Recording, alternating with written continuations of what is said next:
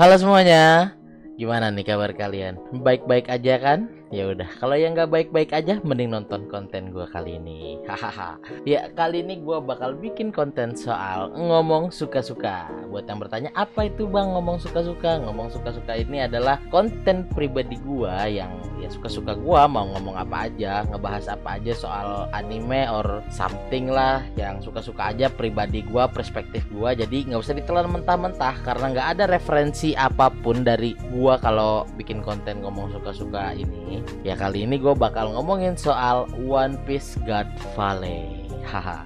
Sebelum ke videonya jangan lupa di like dulu, di subscribe kalau kalian mau lebih mudah untuk akses video-video baru dari gue dan memberikan gue semangat juga. Ya udah tanpa basa-basi kita langsung aja gas ke videonya. Let's go. Kali ini gue bakal ngomongin soal apa yang terjadi di God Valley dan sedikit analisis liar atau teori liar dari gue yang berhubungan dengan insiden God Valley. Gue udah lama nih penasaran sama apa yang terjadi di insiden God Valley semenjak mantan Fleet Admiral Sengoku itu buka suara soal insiden itu. Ya di manga chapter 1095 kemarin kita akhirnya dikasih lihat sedikit soal apa yang terjadi di God Valley. Biarpun masih sedikit informasi yang kita ketahui soal insiden God Valley tersebut, tapi itu sudah menjawab sedikit rasa penasaran gua yang selama ini gua tunggu-tunggu soal insiden God Valley itu. Setelah gue baca chapter kemarin dan menghubungkan dengan apa yang terjadi di insiden God Valley, yaitu tentang Garp, Roger, dan Zebes, pandangan gue terhadap Rocks di Zebes itu ya sedikit berubah. Karena gue mulai mikir bahwa apa yang dilakukan Zebes itu benar. Karena di insiden God Valley itu kita berhubungan langsung soal Tenryubito sampah itu. Dimana Sengoku dulu bercerita saat Garp dan Roger bekerja sama untuk melawan Zebes, Garp itu melindungi Tenryubito dari Zebes. Oleh karena itu Garp dianggap pahlawan dan tidak begitu dituntut oleh pemerintah dunia. Terkuaknya fakta bahwa di sana terjadi turnamen pemburuan budak oleh para Tenryubito sampah itu, dan di sana juga ada salah satu Gorosei yang menetap, itu membuat God Valley semakin menarik. Dimana Rocks di Zebes itu mempunyai impian untuk menjadi raja dunia. Ya menurut gua semakin masuk akal aja kalau pada saat itu dia datang ke God Valley.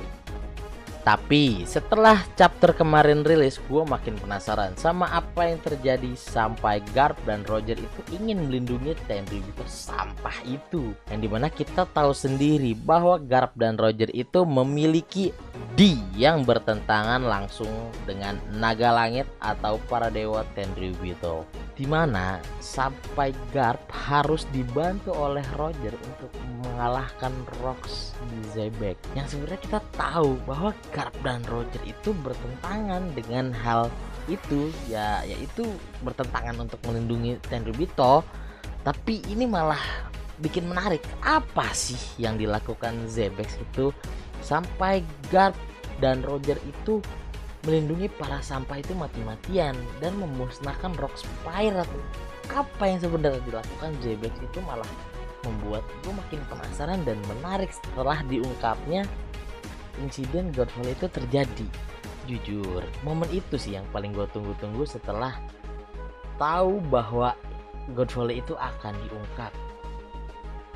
Setelah terungkapnya bahwa di sana ada sosok Saint Vigarland Garling di situ, apakah dia tidak terlibat dengan apa yang terjadi di God Valley saat itu, atau apakah Saint Vigarland Garling itu sudah ditumbangkan duluan oleh Rocks di Zebes saat insiden itu terjadi? Kalau memang dia dikalahkan oleh Zebes, seberapa kuat Zebes nih sebenarnya sampai harus Garp dan Roger berdua untuk menumbangkannya? Atau ada lagi nih kemungkinan memang Garling itu tidak dilibatkan karena berhubungan dia adalah salah satu dari bagian penting pemerintah dunia yang dirahasiakan dan hanya diketahui oleh para petinggi pemerintah dunia, yaitu Holy Knight, dan membiarkan Garp dan Roger menghadapinya tahu mengurusnya untuk menjaga kerahasiaannya dari orang-orang.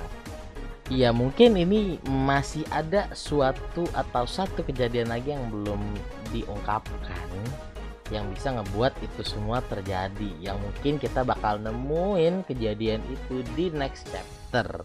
Tapi next chapter itu minggu depan, karena minggu ini ada break libur, jadi kita tungguin aja. Haha.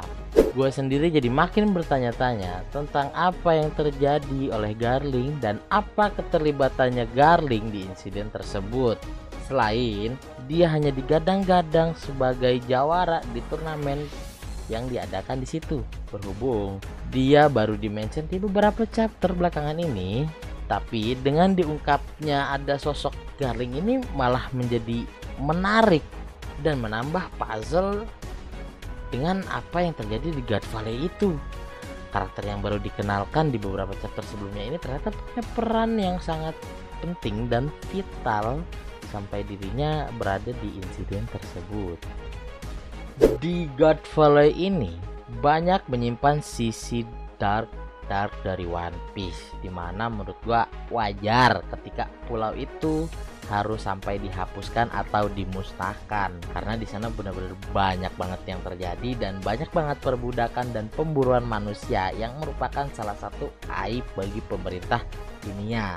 Mungkin jika tidak terjadi insiden tersebut, Pulau God Valley itu masih ada hingga saat ini, dan para sampah-sampah itu masih berkeliaran di pulau tersebut dan masih membuat pemburuan budak dari turnamen itu. Adanya turnamen yang terjadi di God Valley itu malah mengingatkan gue dengan salah satu turnamen yang pernah terjadi di One Piece, yaitu turnamen Colosseum di Dressrosa, yang dimana turnamen Colosseum yang terjadi di Dressrosa itu kemungkinan adalah cerminan untuk turnamen pemburuan yang terjadi di God Valley. Ya, yang kita ketahui sendiri bahwa pemimpin Dressrosa pada saat itu adalah Doflamingo yang merupakan Tenryubito, biarpun dia tidak dianggap secara langsung sebagai Tenryubito karena orang tuanya yang meninggalkan Marijoa. Tapi itu nggak menutup kemungkinan bahwa itu adalah cerminannya, dimana kita ketahui sendiri bahwa Doflamingo itu mengetahui tentang rahasia dunia yang sampai sekarang pun belum diungkap secara resmi bahwa itu apa. Dan malah menurut gue itu cukup masuk akal jika benar kalau yang terjadi di Dressrosa itu adalah cerminan kejadian yang ada di God Valley. Gue juga sebenarnya adalah teori liar gue sendiri yang gue bikin sendiri tentang apa yang terjadi di Dressrosa dan apa yang terjadi di dunia One Piece saat ini.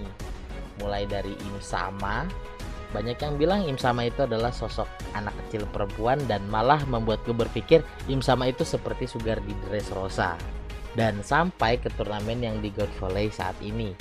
Itu mengingatkan gue tentang apa yang terjadi di Dressrosa saat itu, dan menurut gue itu sedikit mirip dan mungkin juga bakal gue bikinin konten untuk itu ke depannya. Ya, gitu aja dari gua soal ngomong suka-suka tentang God Valley kali ini. Sekali lagi gue bilangin ke kalian ya, jangan ditelan mentah-mentah omongan gue ini, karena ini bener-bener purely suka-suka gua doang, ngomongnya ngasal dengan apa aja yang gue pandang ya. Dan buat kalian yang punya pendapat lain soal insiden God Valley ini, boleh komen di bawah, kita bisa diskusi bareng-bareng, atau boleh nonton streaming gua, kita bisa bahas God Valley di sana bareng-bareng. Ya begitu saja, kalau kalian suka bagus, kalau nggak juga ya udah nggak apa-apa, gua nggak maksa. Jangan lupa di like video ini, di share ke teman kalian yang suka One Piece, subscribe juga biar gue makin semangat bikin konten kayak gini. Segitu aja dari gua, kurang lebihnya mohon maaf. See you, bye bye.